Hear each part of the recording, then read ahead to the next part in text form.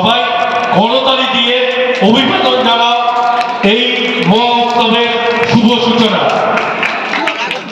মহোৎসবে প্রদীপ প্রজ্বলন করে উদ্বোধন করে দিলেন, সূচনা করে দিলেন জয়নগরের বিধায়ক বিশ্বনাথ দাস মহাশয়, ফুলতলী পঞ্চায়েত সমিতির সভাপতি।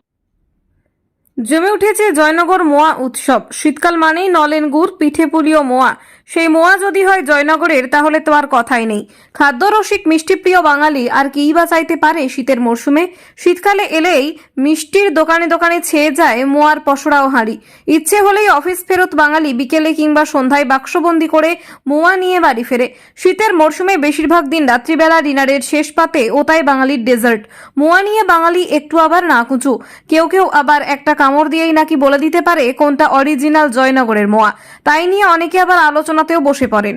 অনেকেই আছেন মোয়ার রসনার তৃপ্তি করতে সোজা ট্রেনে উঠে জয়নগরে চলে আসেন মোয়া কিনতে। সম্প্রতি জয়নগরের মোয়া জিআই ট্যাগ পেয়েছে। বাঙালি এই নিয়ে আনন্দিত। দক্ষিণ 24 পরগনার জয়নগরের দক্ষিণ বারাসাত শিবদাস আচার্য হাই স্কুলের জয়নগরের বিধায়ক বিশ্বনাথ দাস ও বারুইপুরের মহকুমা পুলিশ প্রশাসক অতীশ বিশ্বাস। এছাড়াও এই উৎসবের অনুষ্ঠান মঞ্চে উপস্থিত ছিলেন পুরসভার চেয়ারম্যান সুকুমার হালদার সহ ভাইস চেয়ারম্যান রথিন ঘোষ, মগরাহাট পূর্বের বিধায়িকা নমিতা সাহা। উপস্থিত ছিলেন ডাইদিঘির বিধায়ক অলোক জলদাতা, অন্যান্য বিশিষ্ট ব্যক্তিবর্গ। নানান স্বাদের নানান ধরনের জয়নগরের মোয়া, নলেন গুড় থেকে শুরু করে পাটালির সম্ভার ও নানান ধরনের শীতকালীন মিষ্টির সম্ভার রয়েছে এই মোয়া উৎসবে। বারুইপুর প্রেস ক্লাবের উদ্যোগে আয়োজিত এই উৎসব চলবে বুধবার পর্যন্ত। শীতে ভোজন রসিক বাঙালির অন্যতম আকর্ষণ জয়নগরের মোয়া। কনকচুর ধানের খই ও নলেন গুড়ের মিশ্রণে তৈরি হয় এই অসাধারণ শীতকালীন মিষ্টি। সীতাভোগ মিহিদানা যদি হয় বর্ধমান জেলার সেরা মিষ্টি, তেমনি দক্ষিণ 24 পরগনা জেলার সেরা মিষ্টি এই জয়নগরের মোয়া।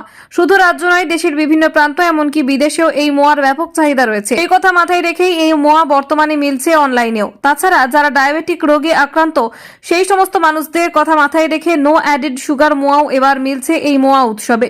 তবে মোয়ার আকাশ ছোঁয়া জনপ্রিয়তা থাকলেও এই মোয়া শিল্প ধীরে ধীরে শেষ হয়ে যেতে বসেছে।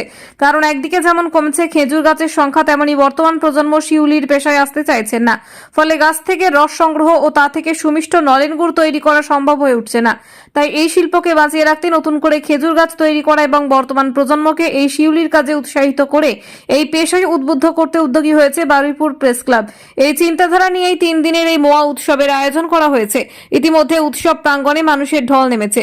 স্টলে ঘুরে ঘুরে মোয়ার চেখে দেখে কেনাকাটাও শুরু করেছেন মানুষজন। সব মিলিয়ে জমে উঠেছে জয়নগরের মোয়া উৎসব। ব্যুরো রিপোর্ট, দিনাথ স্টার নিউজ। দেখো কত ফকফক করছে এটা তালের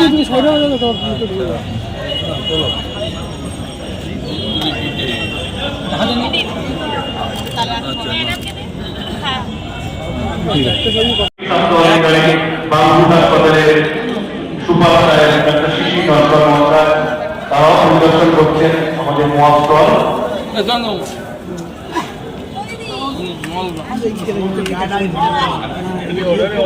এবার আমরা বাড়িপুরের মরণ দলের